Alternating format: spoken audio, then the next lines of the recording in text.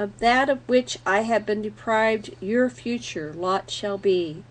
Your celestial time will come, a station mine adjoining yours shall be. So, what we have here is Enki is basically telling his son, Marduk, you're going to take over Earth, and I know exactly how you feel because I'm Anu's oldest born, but just because my mom was a concubine and not the official wife like Enlil's mom, Enlil's going to be king of Nibiru, and right now he's Commander Earth, and we don't like it, but we're doing the best with it. But your day will come, Marduk, and as we'll see as this plot develops, ultimately Marduk does go to war against Enlil and his granddaughter Inanna, and to this day, Enlil is known as Yahweh, and Marduk as Allah, and Inanna as Isis, and they are still fighting it out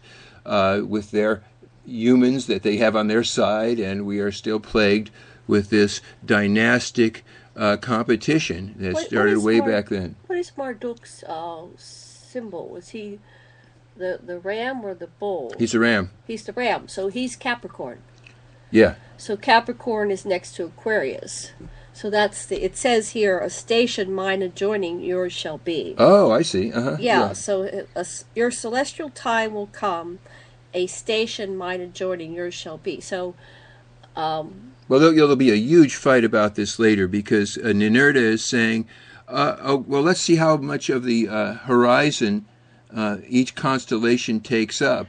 And when you do it that way, then the bull, which is Enlil's time, is really big, and the ram is really little. And Marduk's saying, no, when my dad made the divisions, they were 12 equal divisions. They were just mathematical things. They're not really meant to be how long the string of stars are when during this spring equinox in Sumer. And so there was wars fought over this. Wow. So let's kind of fast forward. So he's still here. Marduk is still here. Well, there's a lot of debate in the literature. Some theorists think that Nanar, the first son born of Enlil here on Earth, is really Allah because he did dwell on the moon and he did come back. But the evidence seems way overwhelming, especially from Tellinger, that Marduk was actually Allah, and that although Alexander saw Marduk's body, Alexander the Great saw Marduk's body after he conquered Egypt, floating in oil, we know that the Anunnaki were able to bring life back to people if they died within a certain amount of time. And so it seems like it does indeed seem like it's much more likely to be Marduk, who is always doing wars and stuff, than Nanar, who is Allah, because Nanar, when he ruled he had 1,000 years of really peaceful rule, and he was not at all warlike. And so the weight of evidence that I now have makes me think that in all probability, Allah was Marduk. Right, and after Sodom and Gomorrah, Marduk was given rulership of the earth, right? That's well, yeah. What happened was that Marduk was and his son Nabu were just about to conquer the spaceport on the Sinai, and they'd already conquered Lebanon, and they were closing in. So Enlil ordered the nukes, which Enki had hidden. Enki had hidden Alalu's nukes that were on the rocket ship so that they couldn't be used. But Anzu, or